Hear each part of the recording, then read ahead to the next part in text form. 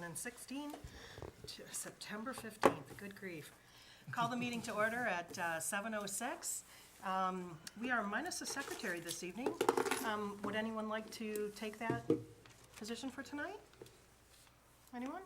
I can do You You're want to do it? excellent at it. Okay. You have practice. it. So does he. But no comment. I'll do it. Okay, all right, thank you. Roll call, please, Mr. Bloom. Sure.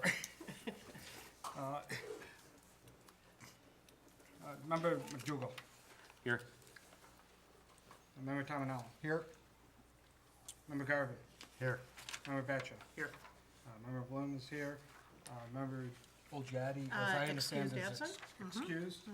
And Madam Chair. Yes, present, thank you very much.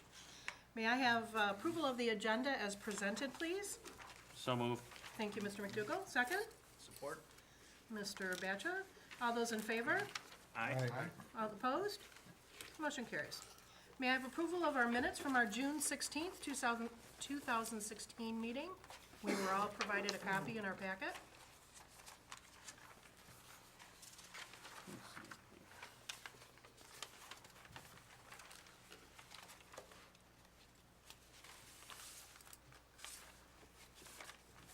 I'll move to approve the minutes as submitted.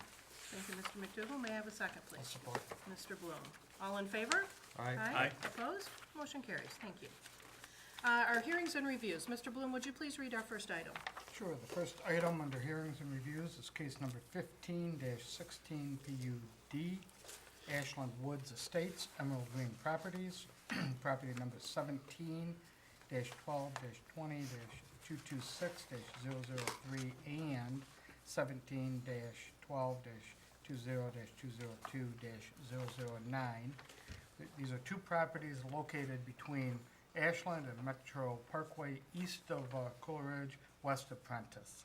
Thank you. And this is the preliminary review of a proposed 45-unit, single-family residential home, site condominiums development. Thank you, Mr. Bloom. Is the applicant present?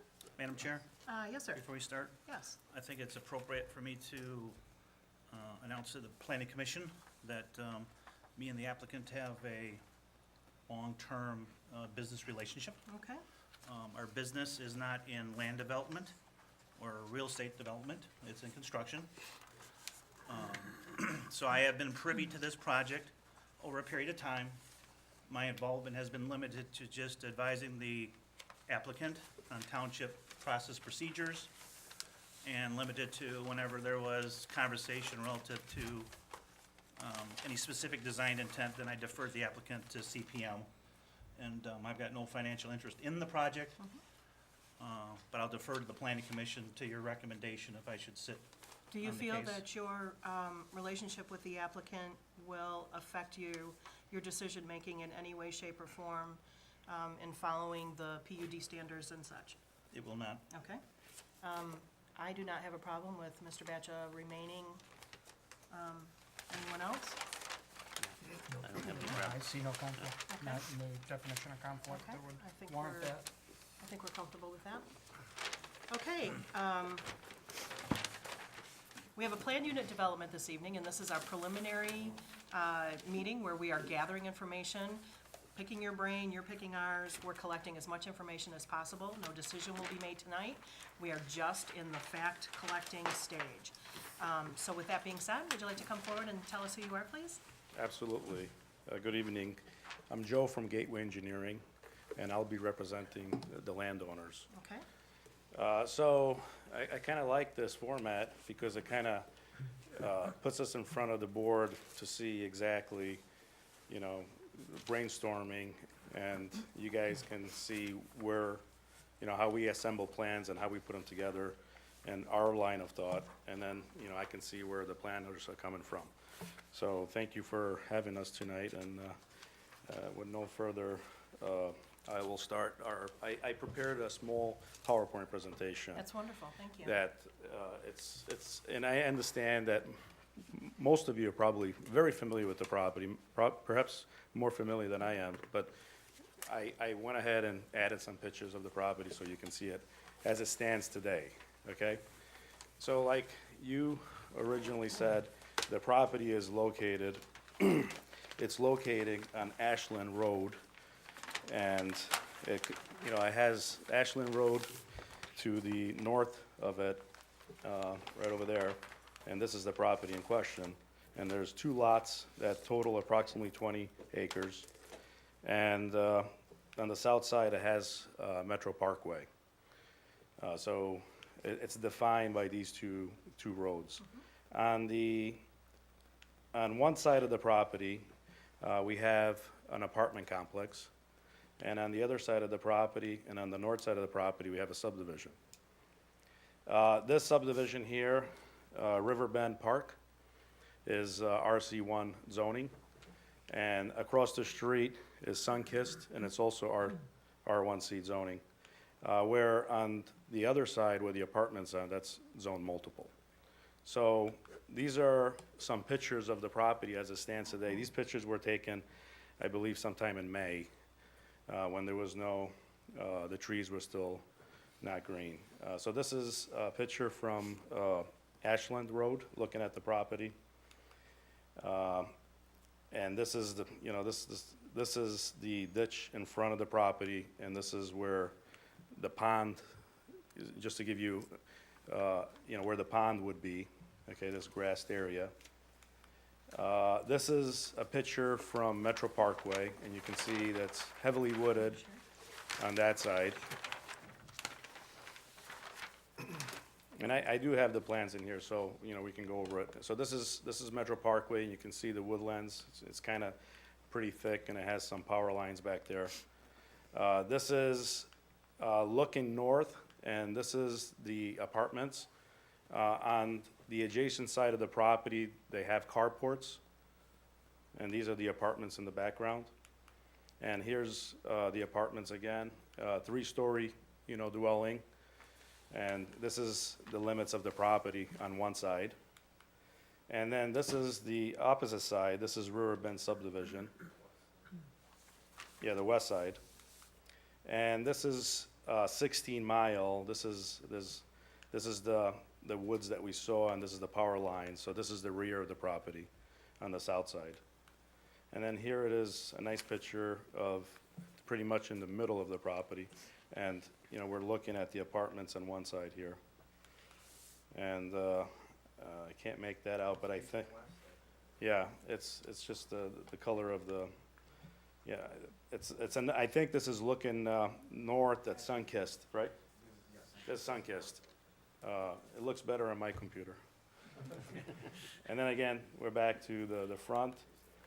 And this is how it looks from a Google map. This is what the trees have all the leaves on. So this is that area in the middle that, you know, we kind of, we call it the wooded area, okay? So this is our concept, our conceptual design. And the thought process that we had was, you know, we have this, you know, 3-story apartment buildings and carports adjacent to our property. And we have R1C on one side. So our train of thought was that this could have been, you know, if you wanted to transition the zoning in a, you know, descending order, you know, we can go from multiple to R1D and then R1C. So when we met with Pat, you know, we felt that probably because variances and he felt that maybe a PUD would be more adequate. So we prepared a PUD with keeping in mind the R1D zoning. So after reading the letter from Patrick, from CMP, we have this area that, you know, we're calling woodlands, and there's probably, you know, a little bit of wetlands. We don't really know the extent at this point because we haven't really investigated that. We're not that far into the process.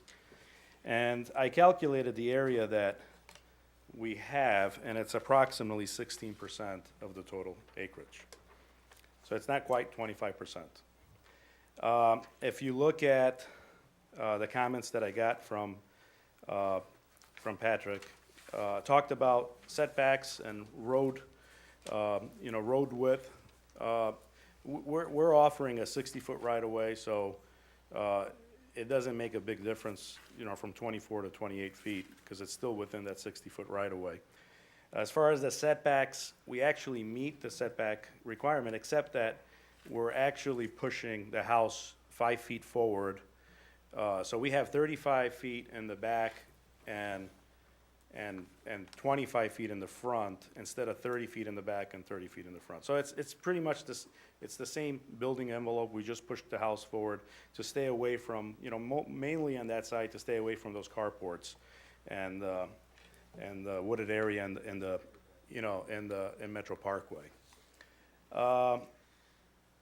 So if we look at the R1C zoning, the difference is not very much. You know, R1C is 80-foot minimum width and 9,600 square feet. And if you look at the R1D, it's 8,400, so it's 1,200 square feet difference. And, you know, we go from 70 to 80, so it's a 10-foot, you know, front width difference. And again, if you look at our project, you know, we actually have 90%, you know, I want to say 80 or 90% of the lots are bigger than 8,400 square feet. They quite not make it to 9,600 square feet.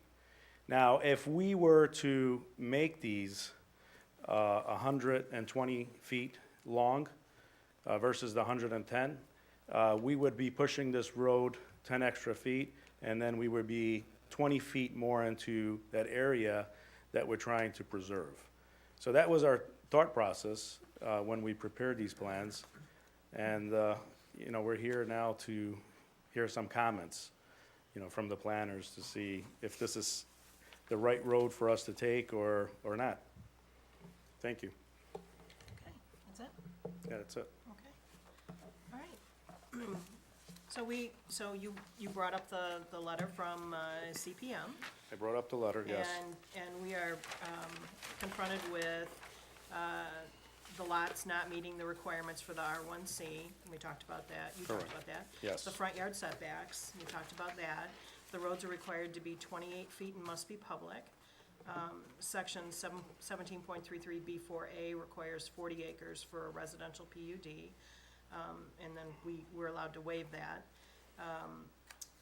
A minimum of 25% of the net developable area of land should be irrevocably dedicated as open space, and you indicated that you have 16%. We have currently, approximately 16%, not including the pond. Not including the The pond. pond is another acre almost.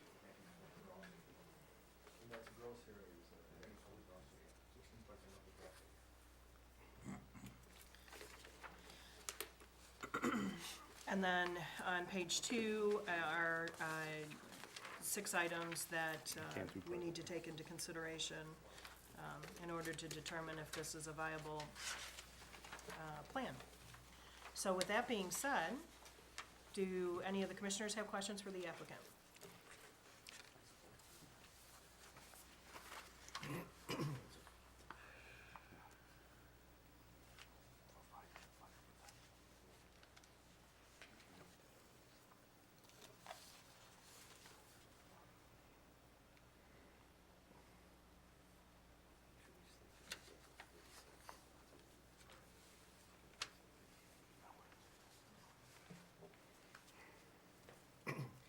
I got a question. You got Yes. 45 units so Yes, far it's a 45 unit, yes, proposed. proposed. If you went R1C, how many would you lose? You would lose, well, the issue is, it's not how many we would lose, because it would be proportionally would be the same. It would be that we would have to push the development more into that wooded area. Try to conserve. So, if I go, because the widths are pretty much, they're a little bit smaller, but I would probably lose about 3 or 4 lots. 3 lots, I've been told. So, it wasn't done for that reason. It was done more to get these depths. If we leave it at 110 and we got a 60-foot right-of-way and then 110 across the street, then we can preserve this line where we believe that we need to be. Otherwise, we would push it more into, 20 feet into that area, and then 20 feet this way, and then 20 feet this way. So it would make this area much smaller. So we were trying to kind of, we looked at aerial views and we kind of mapped the tree lines, and we tried to be within that tree line and place the development to follow the environmental features of the property. Just, my name's Chris Toma. I'm with Emerald Green Properties. I just want to point out that the lots on the outside are 80 feet in width, and the inner lots are about 76.5 feet. So we don't have any of the lots, I know it's hard to see on the plan, it's small, but we don't have any of the lots that are 70 feet wide. The minimum that we have are 76.5, and there's actually 15 of them on the inner side that face the wooded areas, and everything on the outside is actually 80 feet. But the issue, just like Joe was saying, is the depth. Okay, So just a little point thank you. for reference.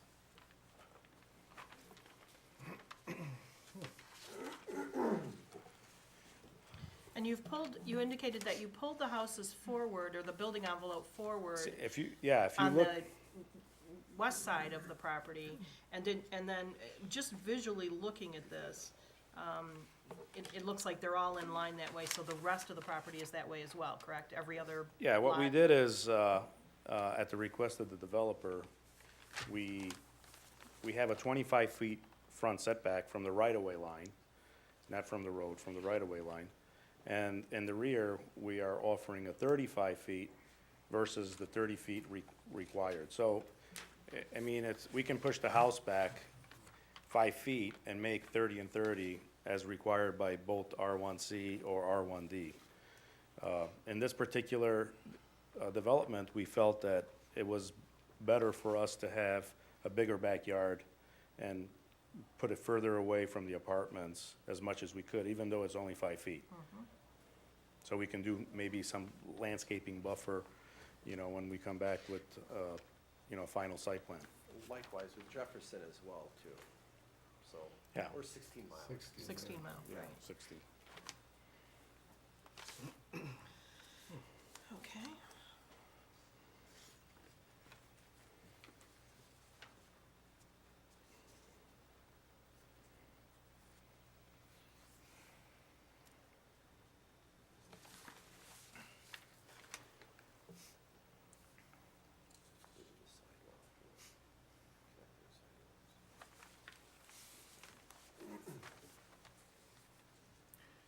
So that pond, that's a retention pond for drainage, is that Correct. correct? Yeah, and that's sized according to Macomb County Drain Office standards.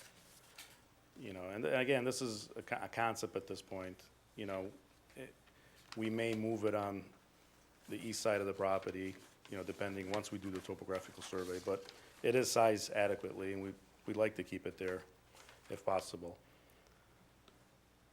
And it's near a county drain, so easily could be, diverted into the drain.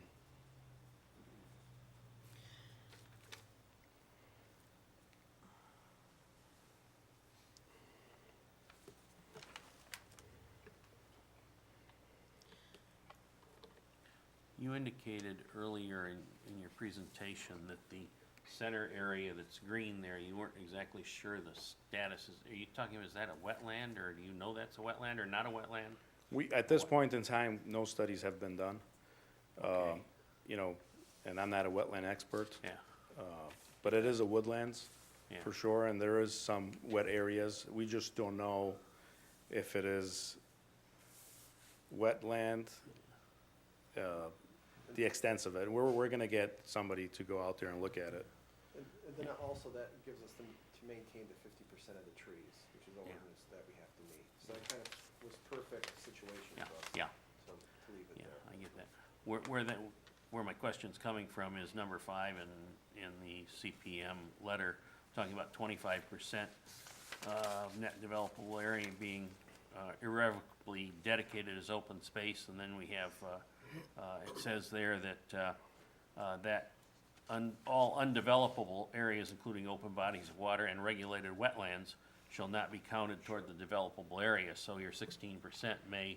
We don't know where that number is. We don't know can't where deal with that's it gonna at this go, point. but- We need that. But in the you know, this is, you know, you can walk this property. It's not wet, you know, so if you want to create walking paths, even though there is probably pockets of wetlands, it would be fine. It's perfect because it meets, you know, the location of your ordinance. It's, you know, near the main road, so it can have access. And so it does have some nice features, and it is a beautiful, you know, wooded area. I don't But disagree with you yes, on that, but I think absolutely, that dealing with absolutely. that issue is something that Absolutely. needs to get done, Absolutely, as part of any further forward movement. here. absolutely. But whether it's wetland or not, you know, it's not 25%. And, Yes. We got two things we're dealing with here. Correct. The percentage, and then we're dealing with how much the wetland possibility of the facts there are gonna cut that down even further, or is it gonna stay 16?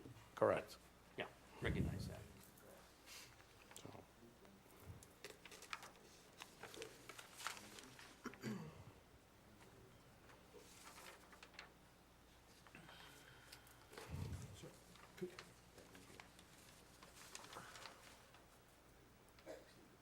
Yeah. God bless you. Yeah, and we want to add that, my calculations, we're adding the right-of-way, which it's part of the gross acreage. So the property right now is pretty much to the center of the road. So it could be more than 16% if you remove that, so. Yeah, How much, could you just estimate? no, I mean, you know, we're taking 60 feet away from the whole front, and then we're it's, you know, the open area is 137,000 square feet, and the pond is 35,000 square feet, almost, you know, 0.8 of an acre. So we're talking about, it's over 3 acres of wooded area and approximately an acre of the pond area. So the spirit of a PUD is to provide a public benefit. Correct. And that, you know, so basically you come to us and you say, you know, we want to present a plan unit development, and in exchange for that, there has to be a bona fide public benefit. And in turn for that, you get some exemptions on your building envelopes and your site. Can you explain what your thoughts at this point? Well, as at a this public point in, benefit? yes, at this point in time, the only benefit that we felt was this area here, to leave it as natural as possible and make this the open space for the public. The connecting sidewalks and stuff? Connecting, you know, we would meet all the requirements of the connectivity. The 16% you're talking about, Yeah, the wooded area? correct. Another option that we could possibly follow is try to get it rezoned to R1D, because we meet all the R1D as it stands right now, zoning. So that, it was either, you know, come in and try to get it rezoned to R1D, or try the PUD route, because either versions, we would still keep this property the way it is. Even if we came in with R1D, we would try still to preserve that, but that would just be the benefit to the people that live there versus the public. And, you know, we felt that we meet most of the guidelines. I mean, we don't have the exact percentage, but, and it is in a perfect location that has the connectivity to the public, so we felt that, why not try a PUD? So are you talking about making walking trails in Absolutely. the wooded area? Absolutely. Yeah, this would be just a walking trail, you know, with benches and, you know, a nice open area, connected to the front sidewalks, to the public, and I think it would, you know, enhance the area, that it is. Even though there is some wetlands, it's still okay, because we, you know, we would preserve those and, you know, not touch them, and, you know, try to actually take advantage of what we have there. Can you take our, your slide back to a picture of that open area, please? Okay, so that's it in May. And then, did you also have one from Google? I only have the front from Just the Google. front, okay. And that's the existing tree line, That's the existing tree line. okay. And then, right over here, there's the county drain. And I have a picture actually from, So that's from Ashland, though? correct. And then I Okay. do have, this is, see, the picture was taken from here, the Google picture. And what you're not seeing is this, see, this is like a wetland Right, here, right. which is that county drain. And then this is the wooded area. And so, and you're talking about your sidewalk being placed, Well, there is gonna be a side, there is an existing sidewalk, and then we would connect it to these areas. okay. Through our entrances, where we would cross the drain.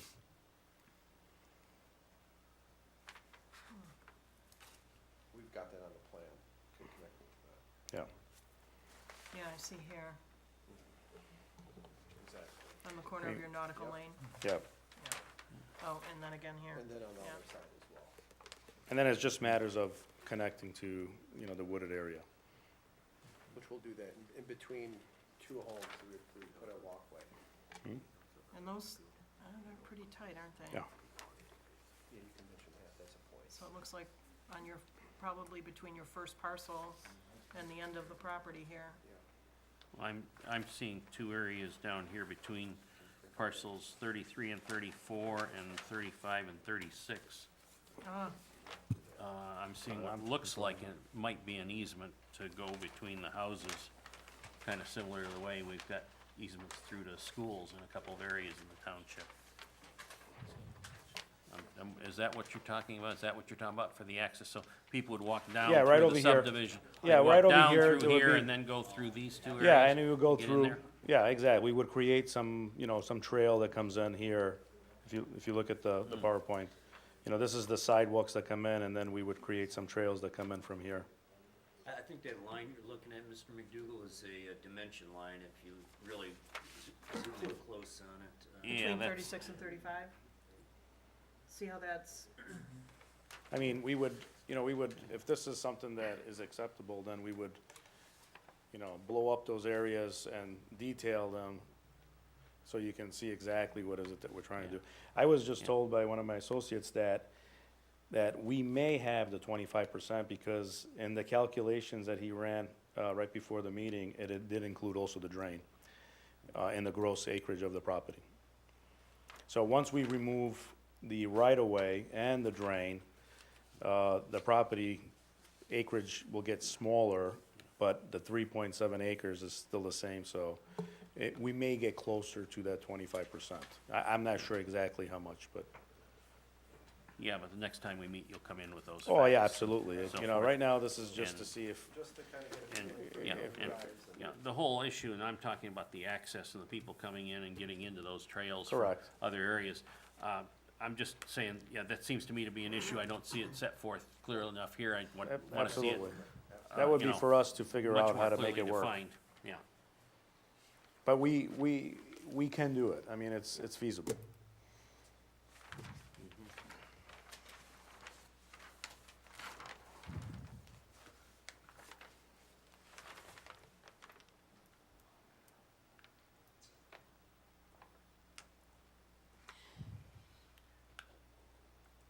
had you considered, or have you considered any other public benefit?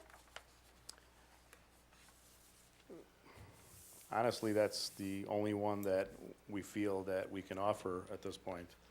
That, and, yeah, I mean, we're conserving, I mean, it'd be more than, of course, 50%, so the whole tree thing and that's the biggest thing that we thought of, I guess, as a benefit, as the biggest benefit.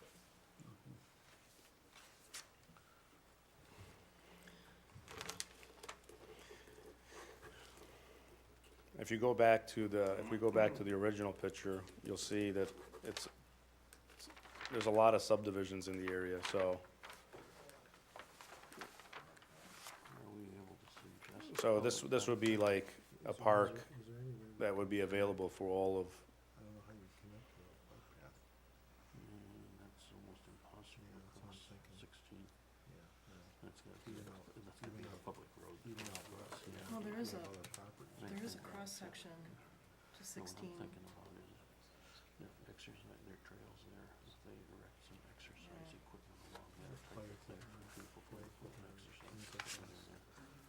It'll be a lot of realistic. We can suggest that. You don't have to mandate, but we can suggest that. Yeah.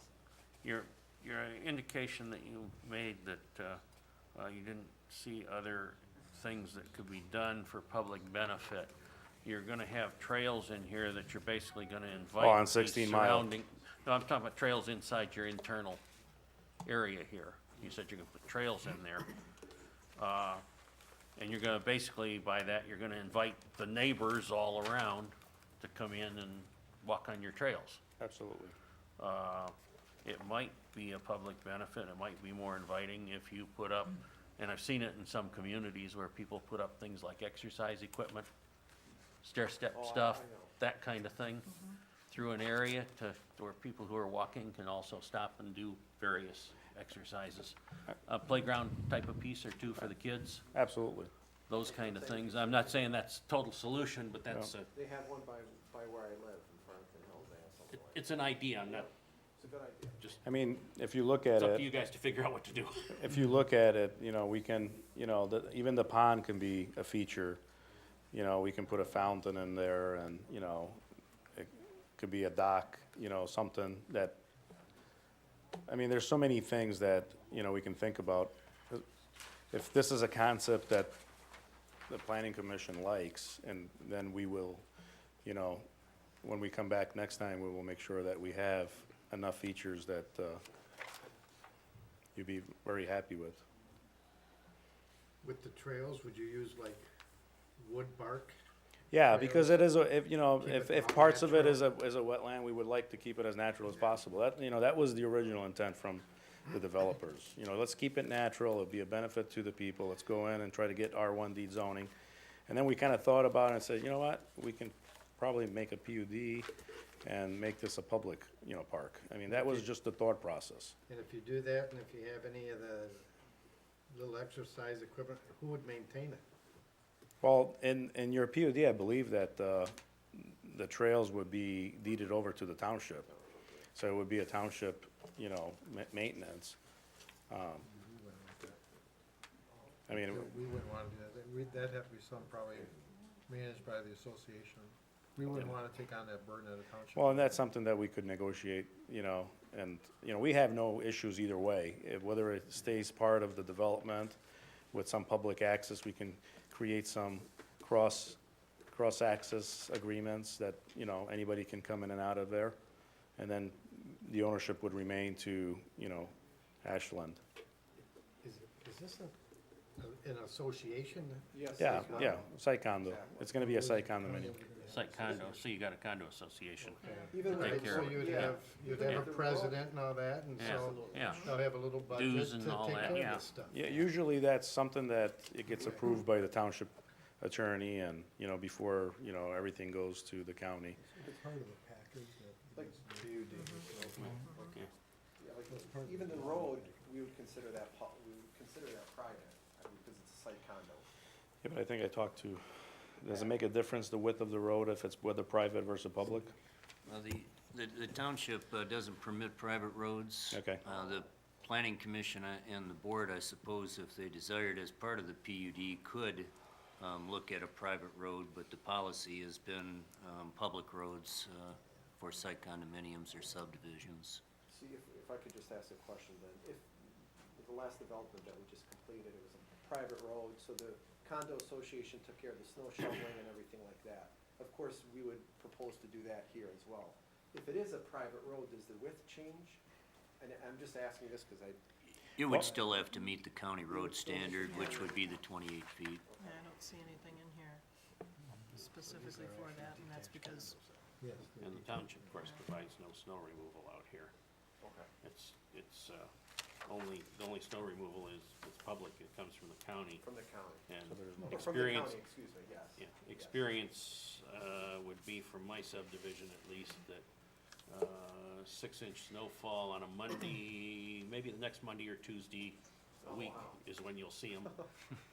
That's And it why has we to- have and it has to private be- snow A removal lot in of my people like subdivision. it when it's a condo, it's private, you have a private contractor out there and it gets done. And it's gotta be a bus route too. Yeah. Mr. Maher, I know we talked about 28-foot road, but it's platted as 24.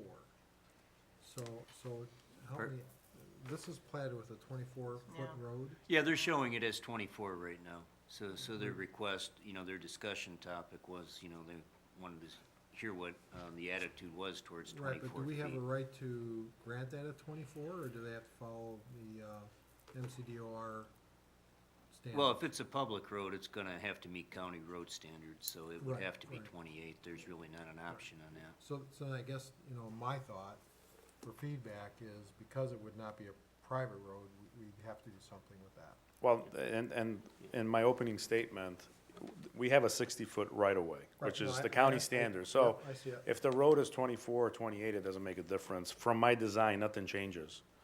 So I I see. can make it 28 within my 60-foot right-of-way. Understood. But if we do make it or request for it to be a private road, would we be able to do it? Would you consider allowing us to do it at 24 feet? No, I don't think we can. What think it Mr. still Meyer's has to be saying is, private. it can't be, Yeah, it still has to meet the, has to be public, the can't road be. standard. Even if it's a private road or no? Well, again, as a PUD, technically you can waive any standard. What the ordinance says is it wants you to look at criteria of when you should grant waivers to standards. But And standards regarding Macomb You know. County Road Commission standards, we don't have the right to change those. no, again, but if it's private, it wouldn't belong to the county road. Exactly, It would belong to the association. So the way you would do it- association would maintain it, so, what the ordinance asks you to do is review anything that doesn't meet the general standards versus, there's 3 standards that are introduced in the ordinance, So- and to see whether or not you feel it meets Yeah. that, or whether or not it brings about some type of public benefit to have it that way. Well, so just let me put in my 2 cents relative to a private road and a PUD. To me, that's counterintuitive. I mean, PUD is for public benefit. When you put something private, even though it's really not private, the assumption is it's private. So to me, in a PUD, I wouldn't want to have a private road in a PUD. That's my personal thoughts. That was Now- my thoughts exactly, and then you're Well- gonna, Yeah, in no way am I favoring a private road, but when we use that term public benefit, and I think I've talked about this before, what we're really talking about is not so much whether or not we have public access or whether or not we have public use of the property, but does the overall design of the property give us a benefit that we might not otherwise get from a standard development? In essence, do we get more value perhaps? Do we get more, whether that be environmental or economic or social or whatever the case may be? So we're not always necessarily looking for, gee, this is going to provide a recreation for the general public. This might just be, if this were done as a conventional subdivision, what might we end up with? And does this provide the community or the public, as we term it, some type of overall benefits? So, Right. and that's really, I think, the essence of all of the standards that are in this PUD. So, as you look at it, I think that's a good basis. And not only that, but this road setup here is, dare I use the terminology, pretty much plain vanilla. It's just a road that's U-shaped and goes in and out, and that's all there is to it. It's a very straightforward, there's nothing special to it. And the other point that I've learned from experience around some roads in this township, if they're public, at least you can get some routine maintenance basically free from the county. Yeah, the It's crack amazing, road, it's amazing what they'll do if you develop a relationship with them on the public roads, whereas if it's a private road, and I'm looking out for the long term of the people who are in the association and paying dues to an association, because I've been involved in a couple of roads now that have been done through various means. They've had to be repaved and everything, and that's a costly effort, and maintenance is a costly effort, and if it's public, again, the road commission does a pretty good job out here if you work with them. Absolutely. And that's for the benefit of the people. And again- I'm not talking this year, next year, I'm talking 15, 20, 25 years down the Yep, road. exactly. And again, it's set up in a way that we could go either way, and it wouldn't make a difference to the design.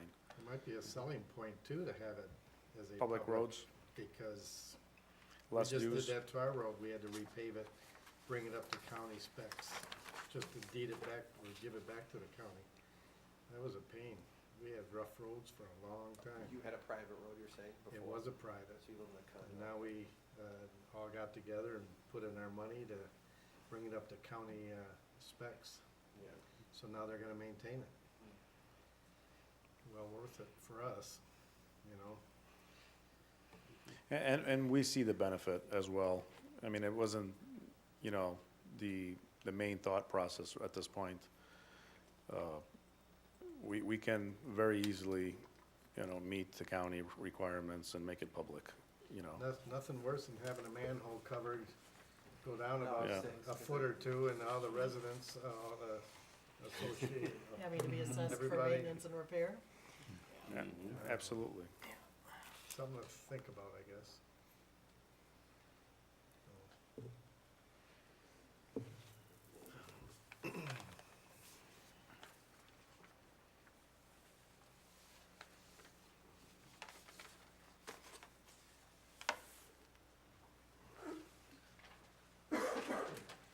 I'm seeing, and I'm just kind of going through the items Sure, that sure. Mr. Maher has on the letter. Yes. I just want to probably put it on the record more than anything. I'm looking at item E, where he's talking about dwelling units have side, rear, alley entry garages. Obviously, there's no alleys here. No Or alleys. other configurations not opening directly to the street. Have we got the room here, or is that, you haven't got any plans, direct plans for structures and designs and stuff, at least that you've revealed to us. But are you considering that If any- point if- is that, Yeah, this is gonna happen just, here. you know, to, you know, kind of match what's, you know, in the neighborhood would be front car garage. But it doesn't mean that they can't have Side entry. a side entrance from the courtyard. Because the 80-foot wide lot, I did check, and the builders I spoke to said you could do that as well. Yeah. Like just what Joe was saying, on Nautical Lane, they're all front entry, and that, we try to mimic that type of home. you could do it on a 50-foot lot, it's done all the Yeah, time in this exactly. township. But, so we got enough room total, You have, 'cause it the- takes away from the buildable envelope when you have to put that driveway in there and stuff. yeah, and again, Okay. we do have a pretty big buildable area. Okay, as long as you're happy with that, then Yeah. just raise that. So this configuration, this typical lot that's indicated on the plans, this is basically what you're planning on sticking with, except for possibly a side driveway for We the just corner picked lots. a house at random that we did in Harrison Township and placed it in but the buildable area would be, I mean, the house can be built anywhere in that envelope. You know, we kind of put it in the center. Yeah, We can push it all the way to one side and then, you know, try to get a side entrance or Yeah, move the it'd be up garage a little further to to the middle. builders to- Yeah. So they're still achieving their 14 Yeah, feet, but they it's, just need to give more space on. on not seeing dimensions and stuff, and a little hard to visualize, Yeah, but yeah, it that's. is, yeah. that's Dimensions of the probably house? going to- Yeah. Yeah, no, I was talking, I was looking at the hard to lots see. here and hard to visualize with just a box out there, what's gonna be on there, but this helps a lot, yeah, there's room to put a appropriate house. The house that it's on there, just to give you, it's a 2,400 square foot colonial. Just to give you, you know, an understanding how big it is. Yeah. No, there's enough room there. And you can see there's plenty of space, you know, around the building envelope to play around with the, either the architectural features of the house or make it bigger or smaller.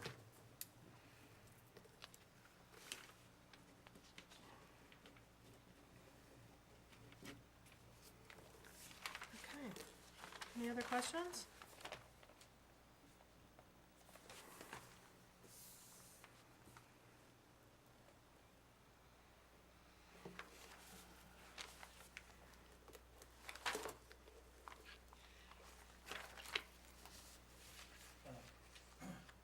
Mr. Maher, Yes, sir. just for sake of clarification, it may not be necessary for the members of the PC, for the applicant, and anybody from the public that who may or may not have been involved with a PUD process, but just briefly, it's a two-step process. Could you kind of give us a high-level assessment of how this process works and the two stages associated with it?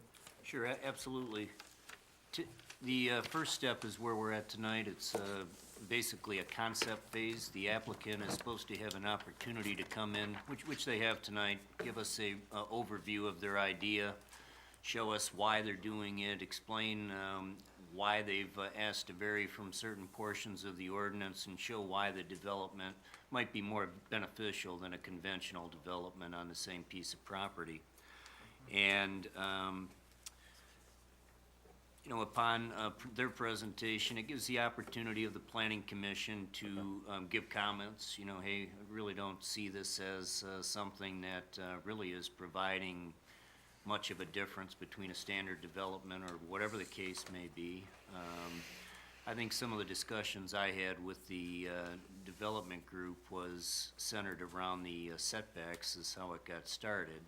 And there wasn't much discussion of lot sizes, whether they would or wouldn't meet. I don't think we got to that level. It was just a question of, we would want to try to get variances for all the lots. And I said, well, there has to be something unique or something,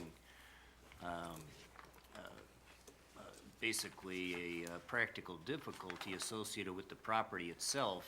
And in this particular case, I felt that they would have a hard time justifying that to the ZBA. So the question then became, if you're really gonna prepare something that's a unique development, and you really need to do this for a purpose to make this a more quality development for the community and thus give us a public benefit, you probably should approach it from a PUD standpoint. So that was the essence of this one.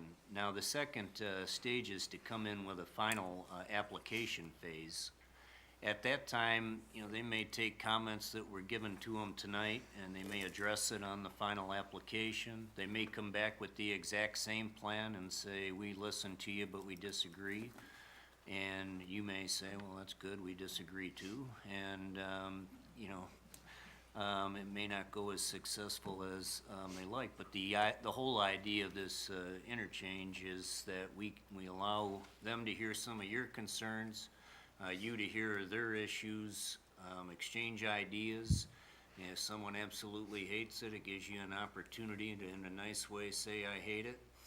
And if you really like it, you can say in a nice way, hey, I like it, but I need more details in order to truly assess it, and here's some of the stuff we need. And I think Mr. McDougal hit that with regard to, hey, we're probably gonna need to know more about the wetlands and woodlands and so forth, and that type of discussion, the road discussion, and, so I think what's being offered here is, not something wild. It's a single-family subdivision with some open space in the middle, and I think they've shared their rationale as to why they're presenting it. Now, at the application phase, they also have the opportunity of providing not only the final PUD, but they can also submit preliminary site condo at the same time. And they don't have to be acted on together, but they have that right. One of the ideas is to use it as an incentive to actually use the PUD. You can speed up the process and give the township something a little bit more beneficial in some cases than what they might get without a PUD. And I hope I Nope, generally that's hit it. I know I got a little bit off. Kind of frame a lot I of know I got a this little bit off conversation. topic there, maybe No. more on topic than you wanted, but. No, and then just further clarification to the same entity that I was asking the people for the question I just asked. By way of, so the process for step one could be by way of motion to just say we conclude concept phase, which gives the applicant authority, authority to move into step two, right? Correct. But by no means, this is what I was kind of fishing for too, which I knew was the case anyway, I just wanna make sure it was clear. By no means that motion is approval of anything. It's just saying, we've heard something, and it looks like there's potential, and then I'll go to step two. It It's doesn't not a even, formal approval of it PUD. doesn't even mean there's potential. Now, It- what's the purpose of the motion? I'm The not purpose following. of the motion is just to move the we're done, you know, if you wanted to table it and you had specific things you wanted them to consider in the concept, you could certainly ask them to, you know, table it and bring back something else. But for the most part, the concept is that you've listened to them, they've listened to you, they've got your concerns, you've heard their arguments, and now they have the right to take those ideas and put them into their application and hopefully come back with something that maybe some of you wanted and get one item out of the way or two items out of the way. Right, I guess, Mike, where I was going with it, I was just reading past the last sentence. So was I, that's why I Yeah, asked. it says that a motion may be made to end discussion on concept phase, which I was interpreting Okay, as just saying that closes phase one. Exactly. And he gives authorization to go to phase two with no guarantee there's even approval for phase two, just saying phase one is complete. With not even an inkling of we like it or don't like it, Right. we've just shared with you some of our concerns, and hopefully you can address them during the application phase. right, because at this point, we can only offer comments and concerns, so the motion wouldn't include anything pertaining to what may come forward later. No, Okay. absolutely not. And nothing we're doing tonight creates any kind of limitation on any kind of comments or issues that we may come up with Over the next downstream month. from here. No, you know, as you study this and as you get more details, obviously, there's gonna, you know, there might be more issues that arise, and maybe less issues that arise by, you know, once they've looked at the property a little bit better, give you more information, perhaps it satisfies some of the concerns.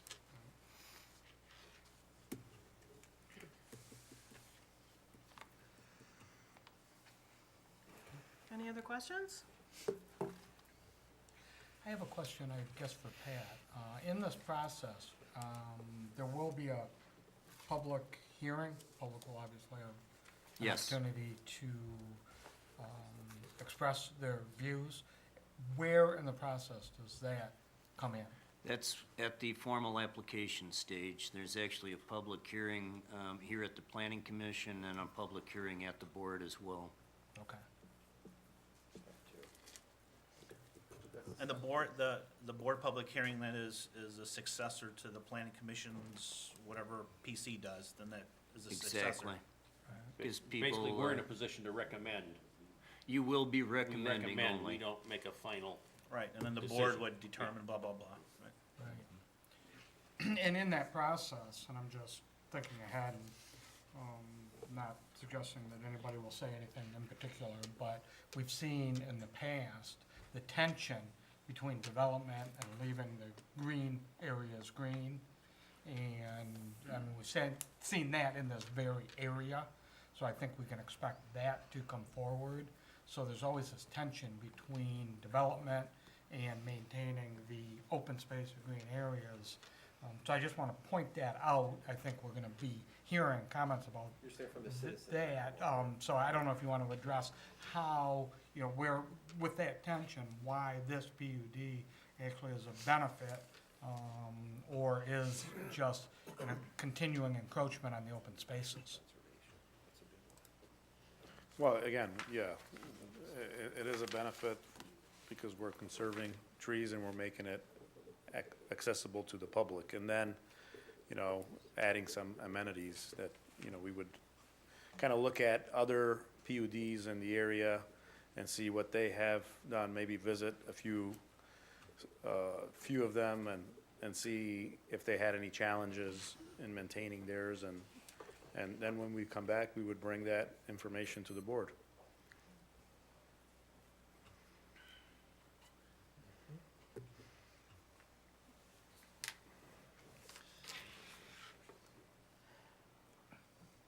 Well, I would like to see the absolute definition of the property with the absolute definition of the wetland area and how much of that would potentially pull off of this 16%. Correct. So you're saying, about how many acres is this open area? The You said open area 3.7? is over 3 acres, So a little over 3 acres? not including the Not in- proposed pond. Okay, So the definition here says the existing wooded area equals 4 acres, No, it's over 3 acres. 3 acres. 3.12, and if you That's include the what Oh, I pond? wrote 3.7, I thought you That's said exactly what I 3.7, wrote, yeah. Yeah, and if you include the So- pond, there's 4 acres, approximately 4 acres. Okay, so 3.12 minus the pond as it's displayed here. Correct. I separated the two. Okay. And the pond then is the, how many acres? That You've would got be- Point eight, area acre. point A eight half of an acre. acre. Yeah, right. Oh, 0.8. That's not ours. Well, that doesn't add up. That's 4. Basically Oh, 4, right. Where did I get 3, where did we get 3? Did you mention 3.7? No. No, I said 137,000 square feet. Maybe that's where they got the 7. No, I wrote And then there is, 3.7. even though we're not adding it, there's also that easement on top, that it's open space, it belongs to the property, but it's an easement, which I didn't include. And it's this area here, you know, that might be another acre. And What do you also, point, right over here, you see between the drain and that line there, that is a county drain easement, but the ownership is in the property, so. So I guess we would have to know what the restrictions are for any access over that, through that, around that. Yeah, that's certainly something the applicants could look at, whether or not the easements would prohibit some type of trail system to go through there. Well, I was or- thinking, you know, even if you were to put in a low-rise bridge, you know, something like what we have over at Metro Parkway, or at the park. Like a wood bridge, You might be Yeah, able to like a do wood that. bridge, something that would give you access You might be able to from- do that. womanized wood bridge. Yeah. from the I park- mean, you from would have to the get permission from the sidewalk drain office, but yeah, over the you may drain be able to into do the that area. very easily. Yeah. I mean, we are getting, you know, access to the property through the drain, so, by, you know, installing culverts and bridges, so, it's, Well, and if it's a lowland area Yeah, anyway, you and know I'm pretty that- sure you can do something like that. You may Yeah, also, if you encounter wetlands that are, you know, deeper than yeah. a few inches, you may wanna think about adding that to the center as well on your trails. A small- Correct, correct. Small wood bridge going over maybe a, Yeah, you can do that. You can actually, you know, if there's any depressed areas, we can yeah, kind of very bridge them similar to over and make it Metro look Beach's like a very wetlands. beautiful, natural, Yep. you know, area. That'd be very nice. Yeah. I mean, there's so much you can do, and make it look pretty, and yet still keep it Sure. untouched and natural. Sure. And one of the tensions I could see creeping in over time is there's gonna be a homeowners association Correct. for the condominium, the private condominium, people. Yes. But there's gonna be public access into their areas. Correct. You know, so whatever public benefit there is and the access, obviously is gonna have to be put into place that's gonna bind the homeowners Absolutely. association so that they can't try to cut back on that. We would delineate that in the condo docs, absolutely. But Okay. if, you know, again, if the roads are public, and, you know, Well, I'm and thinking and the we create. trails and other things. It's, I mean, You know, they have no authority anyways. playground equipment, whatever. Exactly. I can see these homeowners associations getting together and saying, okay, this is, you know, our area, how can we control it a little But better?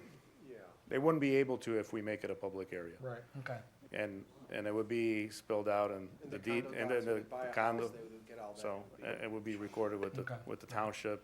Right. oh, county. I agree, I'm just So- telling you, That's a I good think you point. need to keep your eye on Pretty it. well versed in He's- that direction, correct?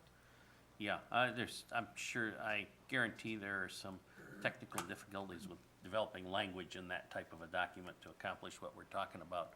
But there's a number of good condominium council in this this state area that can put that kind of thing together, so.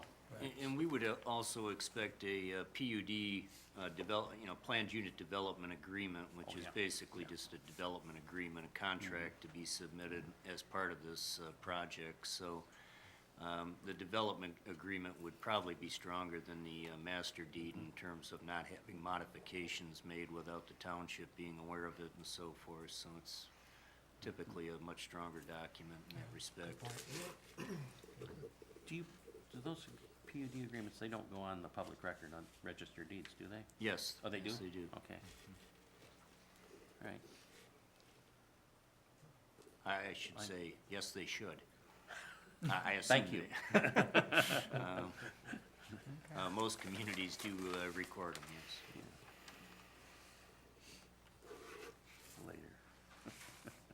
Okay, any other questions for the applicant? Not for me. Anything that we would like him to bring forward if we're asking him to bring anything forward? I don't think so. Madam Chair, I'll throw a motion out, just to throw a motion out real quick, and I'm just gonna paraphrase Okay. the planner's comment. I think that I'd like to make a motion that we end our discussion with the applicant unless the applicant has something else to say on the concept phase, with the notation that we've seen this project. Like everything else at this stage, it's got some positives and it's got some challenges. And I think he's heard a lot of comment from us about the challenges that we see. And it's certainly our other challenges that are gonna come up down the road, but when they come up, we expect that he'll work on them and we'll work on them, and hopefully he can come in with something that will eventually gain a recommendation from us to go for approval to the township board. And that should be enough of a motion to end this issue for tonight. Support. Okay, we have a motion to end our preliminary discussion and support. Discussion on the motion. Roll call, please, Mr. Bloom. And the support was by who? Mr. Tominello. Member McDougal, Yes. Member Tominelli, Yes? Member Garvin, Yes. Member Batchor, Yes. Member Bloom, yes. Madam Chair. Yes. Okay. Well, thank you for bringing this forward. And Thank you so much. look forward to seeing you again. Good luck. Thank you. We'll be back. Okay, comments from the planner.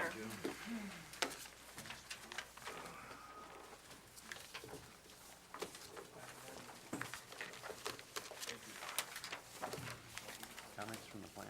Oh, I'm sorry, Madam Sorry. Chair, I didn't Just a minute. didn't hear Comments from you the planner. reference that. I think we're going to break into a, Yes, I thought I'd go ahead and take care of the rest of the items on our agenda okay, before we yeah, get at this into that. point, then I have no other comments for the Nothing? evening, thank you. Okay, comments from the floor. Hello, Mr. Bardell. William Bardell, how you doing? 3 minutes, kind sir. Thank you, sir. Ma'am, I'm sorry, Madam Chair. What I want to say is, I find it interesting that,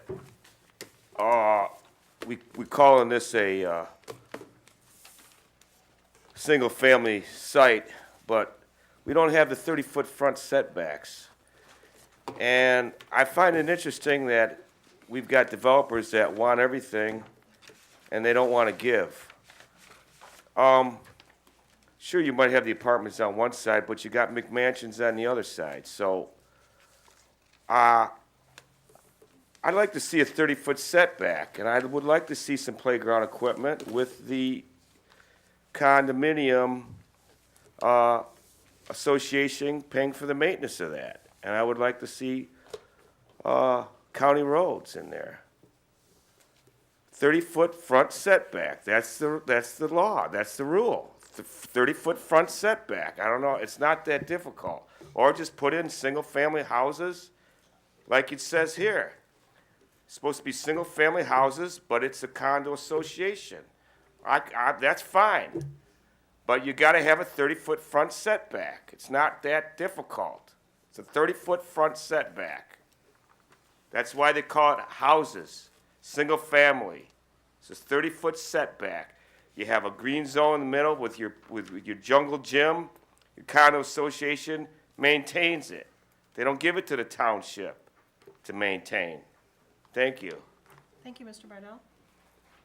Mr. Serio? Yeah, Bill Serville, resident. Thank you. Couple of comments, a couple of questions. First off, from the developer, I believe the question would be, if he doesn't end up with a PUD and he wants to do an R1D, it's still gonna be site condominiums either way, correct? That's a question we'll have to ask. Like, he could Alright. go site condominium or standard subdivision, that'll be their choice. You mean a platted subdivision? Correct. Okay. Well, he's allowed to do, site condominium without a PUD, is he not? Absolutely, Correct. absolutely. He's not very far off on the square footage. He's only like 250 feet short for R1D. He could make that up by pumping it up 5 feet. But I would point out that the problem I see with 25-foot setback is that with the size cars we have today, you can almost park 2 cars in each side of a driveway in a 30-foot driveway, but not in a 25-foot. So that puts much more cars on the road. I see no real advantage to having the 35-foot backyard as opposed to, a 25-foot setback. As to the road, a question again for the planner. If they have to build the county specs, does that automatically mean it's dedicated? You know, again, it's, if for some reason the township decided they wanted to allow a private road there, they would then refer to their engineering standard, which would require public road standard. Now, if they say it has to be built to a public road standard, meaning from a construction standpoint, but they allow the 24 feet, that's really up to the commission and the board as they proceed through the PUD. Okay, then my comment to you people would be this. I've seen many site condos where people think that it's just a regular subdivision until something goes wrong with the road, or until they have to hire a private snow removal company.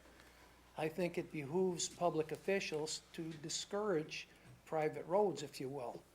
We want county dedicated road, whether this is a site condo or PUD.